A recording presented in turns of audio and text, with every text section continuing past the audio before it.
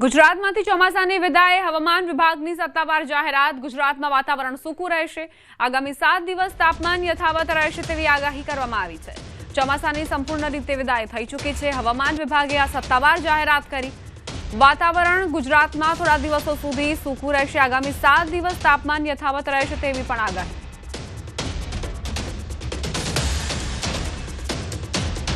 7 दिन के लिए तापमान में कोई उच्चतम और न्यूनतम तापमान में कोई बड़ा बदलाव नहीं है। और अभी जो सिनोप्टिक सिस्टम इम्पोर्टेंट हमारे लिए एक लो प्रेशर सिस्टम जो रिमिनेंट ऑफ साइक्लोनिक स्टॉर्म शक्ति की अभी पश्चिम मध्य अरब सागर के ऊपर परसिस्ट कर रहा है। इसका जो एसोसिएटेड साइक्लोनिक सर्कुलेशन है extends up to 5.8 kilometre above mean sea level. अभी हमारा राज्य से जो विड्रॉल ऑफ मानसून लाइन है पूरा हमारा राज्य से चला गया है। नवरात्रि बाद હવે દિવાળી પણ બગાડશે મેઘરાજા। અંબાલાલ પટેલની મોટી આગાહી। દિવાળી પર વરસાદની આગાહી કરાઈ છે। 18મી ઓક્ટોબરથી વાતાવરણમાં પલટો આવશે। બેસતા વર્ષથી જ વાદળછાયું વાતાવરણ રહેશે। 18 થી 20 ઓક્ટોબર વચ્ચે બંગાળના ઉપસાગરમાં લો પ્રેશર બનશે। ધીમે ધીમે ચક્રવાતનું સર્જન થશે। અરબ સાગરમાં પણ હલચલ જોવા મળશે। 23 ઓક્ટોબરથી ઠંડા પવન ફૂંકાવાની શરૂઆત થશે।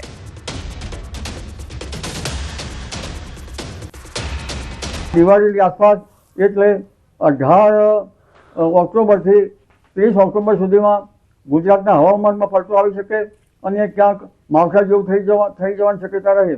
બેસતા વર્ષની શરૂઆતથી જ ગુજરાતના ભાગોમાં વાદળવાયુ આવવાની શક્યતા રહે અને 23 ઓક્ટોબરથી ઠંડા પવનો ફૂંકાવાની શક્યતા પણ રહે।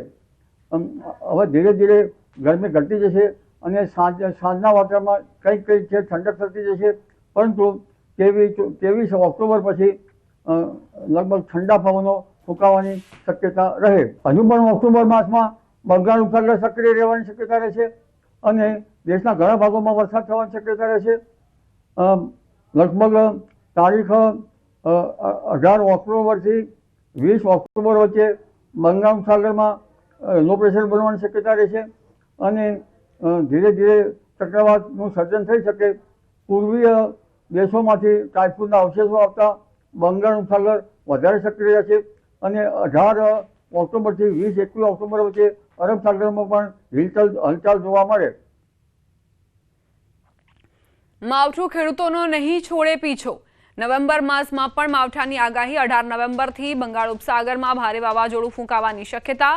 23 નવેમ્બરથી ગુજરાતના હવામાનમાં પલટો આવશે। 23 થી 26 નવેમ્બર ઉત્તર ભારતમાં ભારે હિમવર્ષા થતા ગુજરાતના હવામાનમાં પલટો આવી શકે। નવેમ્બર માસમાં પણ હવામાનમાં ઘણા પલટા આવશે। તારીખ 18 નવેમ્બરથી બંગાળ ઉપસાગરમાં ભારે વાવાઝોડું ફૂંકાવાની શક્યતા રહેશે, જેના કારણે ગુજરાતમાં હવામાનમાં પલટો આવી શકે। નવેમ્બરની શરૂઆતમાં દક્ષિણ ભારતમાં ભારેથી અતિભારે વરસાદ થવાની શક્યતા રહેતા ગુજરાતના હવામાનમાં પલટો આવી શકે। તારીખ 23 નવેમ્બરથી પણ ગુજરાતના હવામાનમાં પલટો આવી શકે અને વાદળવાયુના માવઠા થઈ શકવાની શક્યતા રહે। ગુજરાતમાં આ વર્ષે ભારે ઠંડીની શક્યતા। 22 ડિસેમ્બર બાદ હાડ થીજવતી ઠંડી પડશે। ડિસેમ્બરમાં પણ ઠંડી અને માવઠાનો માર રહેશે।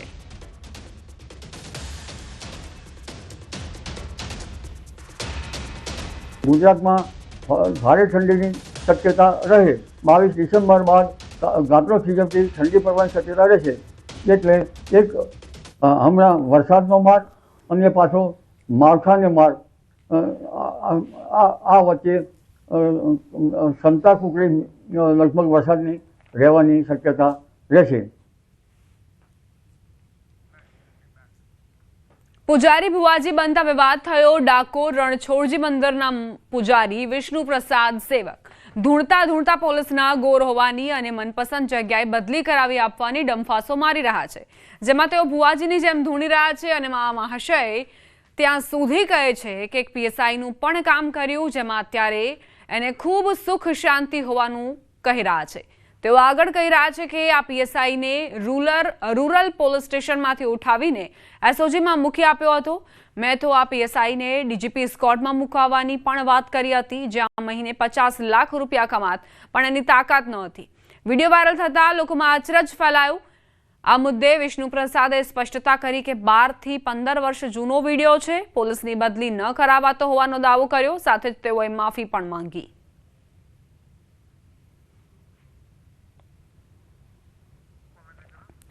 ડાકોરના પૂજારી સેવકનો આ વિડીયો જે અત્યારે ખૂબ વાયરલ થયો છે, તેમાં આશ્ચર્યજનક નિવેદનો તેમણે કહ્યા છે. તેમણે પોતે એવું કહ્યું છે કે બદલી કરાવી આપીશ. બદલીની વાતો કરતા કરતા તેમણે કહ્યું કે આ પીએસઆઈને એસઓજીમાં મૂકી આપ્યો. પીએસઆઈને ડીજીપી સ્કોડમાં મુકાવવાની પણ વાત કરી હતી, જ્યાં મહિને 50 લાખ રૂપિયા તેને કમાણી થાત. પરંતુ સાથે જ તેમણે એ પણ કહ્યું કે આ પીએસઆઈની તાકાત ન હતી, એટલે જ તેમને એસઓજીમાં મૂકવામાં આવ્યા. એસઓજીને મૂકવા માટે પણ આ ભુવાના કારણે જ તમામ કામ બનતા થયા. વિડીયો વાયરલ થતા જ લોકોમાં અચરજ ફેલાયું છે. હવે આ મુદ્દે વિષ્ણુ પ્રસાદે એવી સ્પષ્ટતા કરી કે આ 12 થી